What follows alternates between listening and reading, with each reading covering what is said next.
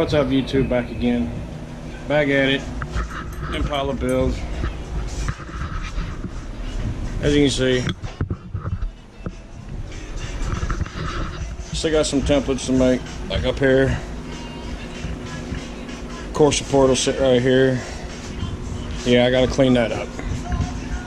In the process of making some more templates, control arms, some of these other brackets, like right here, these, and these right here. I got lucky. I got a couple people around me that can help me out.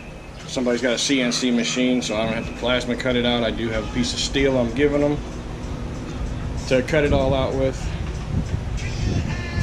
But it's definitely a hard process. Not easy. Definitely a long deal. I got another friend, he's a mechanic. Good friend helping me out. He's gonna be popping all these bushings out for me, because if you like I do, got a car that ain't never been apart since it was built, it don't want to come apart. I think I spent a day and a half just trying to get one bushing out. That was a nightmare. It sucked, ain't gonna lie. So just remember that when you decide that you want to try and build one of these yourself, tearing it apart, it's a lot of work. If it ain't never been done, it's a lot of work. There's a lot of times, like Billy off of Gem City Welding said it the best. There's times where you just gotta walk away. It gets fed up sometimes. It's tough. I've walked away I don't know how many times, especially with doing like the molding on the frame, trying to get it nice and smooth. Yeah, I still got to do here, but I'm waiting until I get these done, so I can get it all molded together. Same thing with right here. I got it just very lightly done right there. I'm waiting till I get the wrap done for this, so I can mold that all together. Same thing with these up here. I'm waiting till I get all the brackets done, so I can weld it all, mold it all together. It's a lot of work. Can't express that enough. Now I see why people pay so much to have it done, because the work is definitely worth it. But right now I'm in the process of making these templates.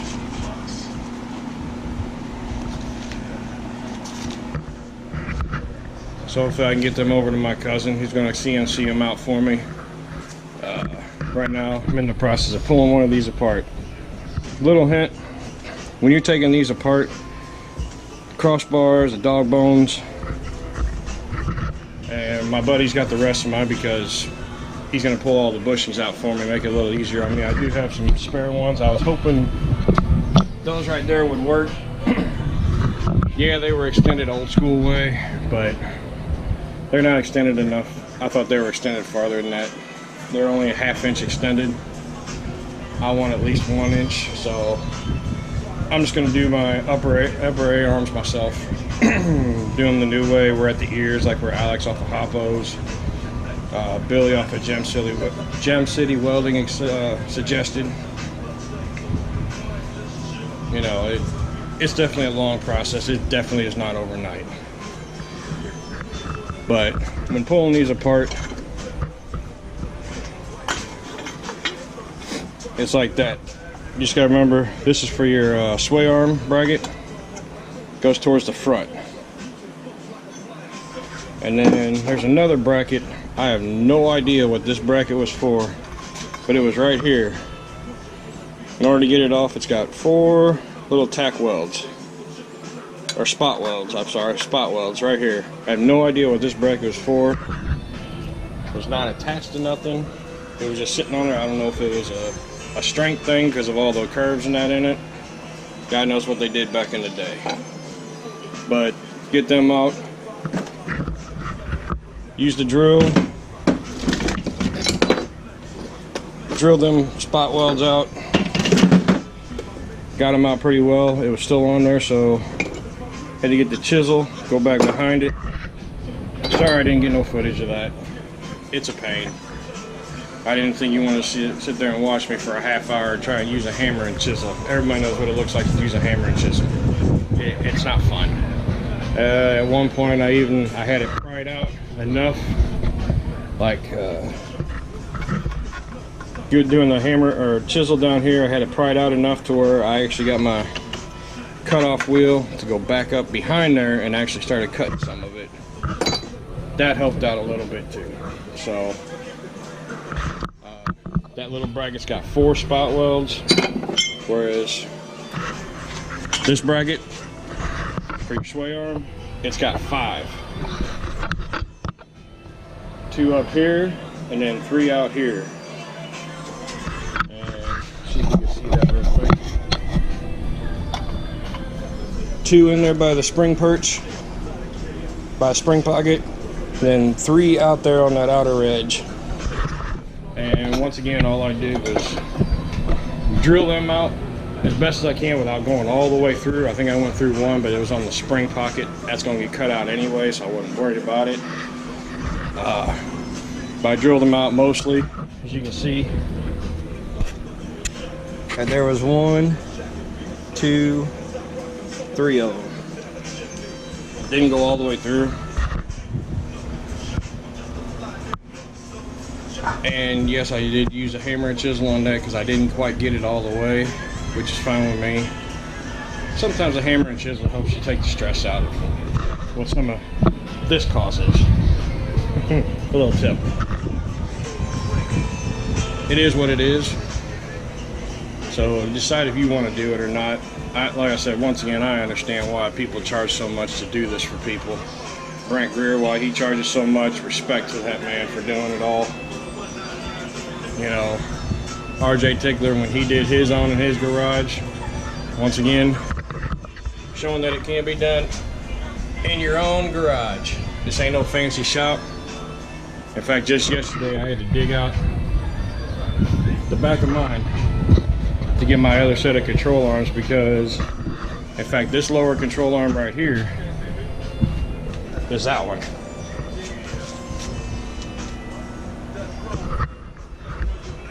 Some people say straighten it out because that's going to plate it anyways.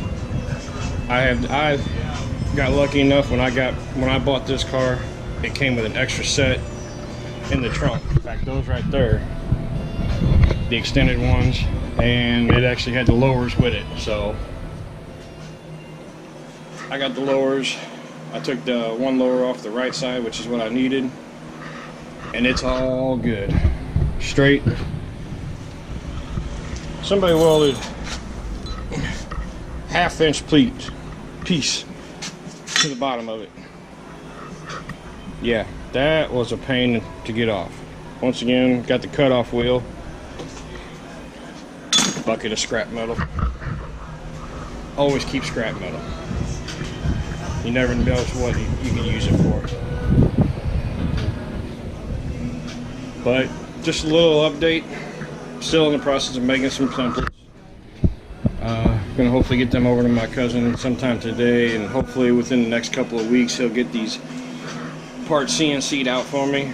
You know, I'm not putting them in a big rush, you know.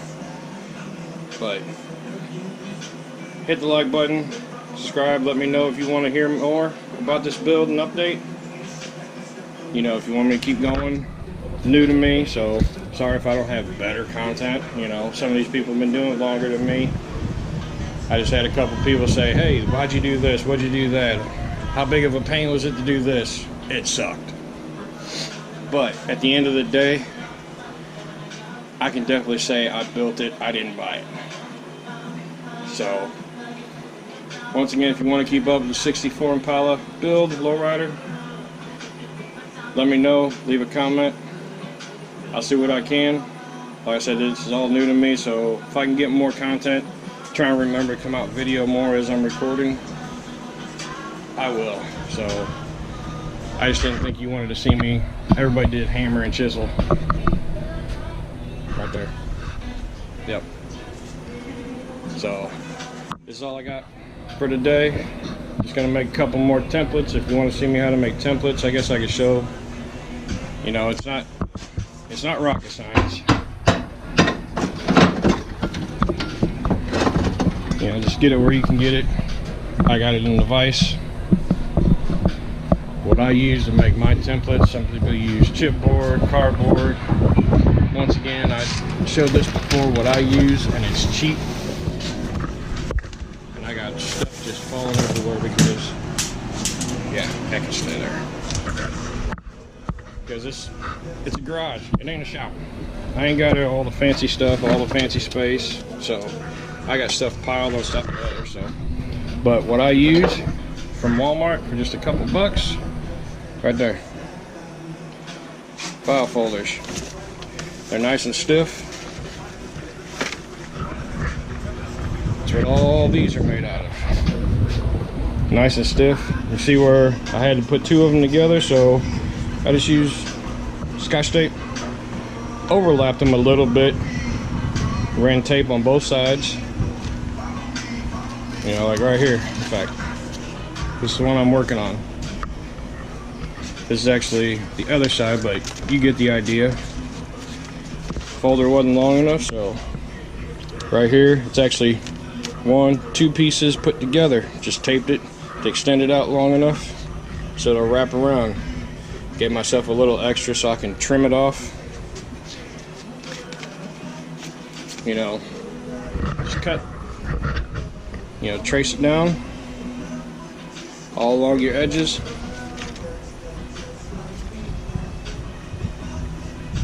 And after you trace it, I trace it with a Sharpie. You know, you can use whatever, you can use a pen, marker, whatever you want. Then just snip, snip, snip, snip, snip, snip. Put it back up there for the fitment. See, once again, this was for the other side, so it's not fitting this side just the same. This lip right here, I think I'm going to trim this outer edge off. I'm going to leave the bottom one there. Same thing with the upper A-arms. I'm going to trim just this outer lip off. But this lip right here, there, how about that?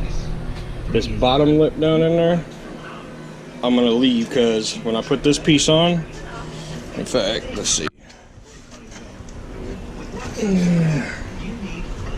There we go. See? Scrap pieces. Scrap pieces. When I put this piece on, it'll give me something to put it down to, and I can leave it that same shape. Same thing when you do the upper A-arms. Now the upper A-arms are a little tricky because when they bolt on here, your arm comes across here, and when you lower it after you've extended and wrapped your frame, it bangs right here because a lot of people, and there ain't nothing wrong with it, is they'll cut this lip completely off, which is what I thought about doing at first too. But and it'll overhang. And when it overhangs, it'll bang right there. It'll bang right here. Like when you go to raise your car up, control arm will drop, and when it drops, it'll bang right there. So then you got to go back and just got to trim it. So all you got to do is just trim it. Ain't nothing wrong with it. Same thing on the upper A-arms. You know, when you go down past this lip, you know, you got your spindle that sits up in there, and your spindle spins.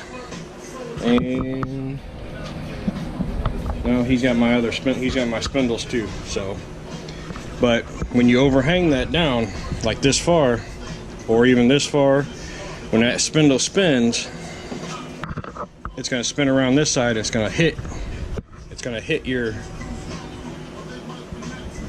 reinforcement piece. So then you're going to have to come back and trim it. So I'm going to try saving myself that headache by leaving this bottom lip on, but I'm going to trim this side lip, if you can see what I'm saying. See, maybe if you can try and get a view like this. I'm going to leave, sorry about this, too much stuff. I'm going to leave this bottom lip, but this upper lip right here, this side outer lip, I'm going to trim that lip off all the way back. And that bottom lip is going to do two things, like I said. One, my side piece, it's going to give me something to rest it on and weld it on nice and neat. I'm still going to keep that same uniform line, and hopefully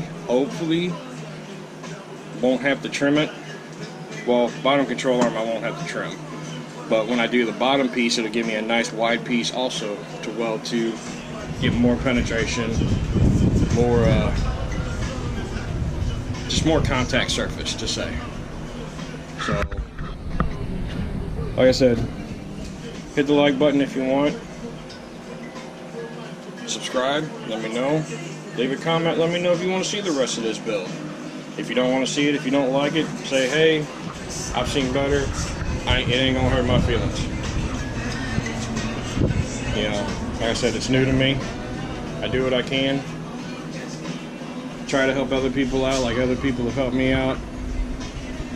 So, have a good one. Good luck on your builds.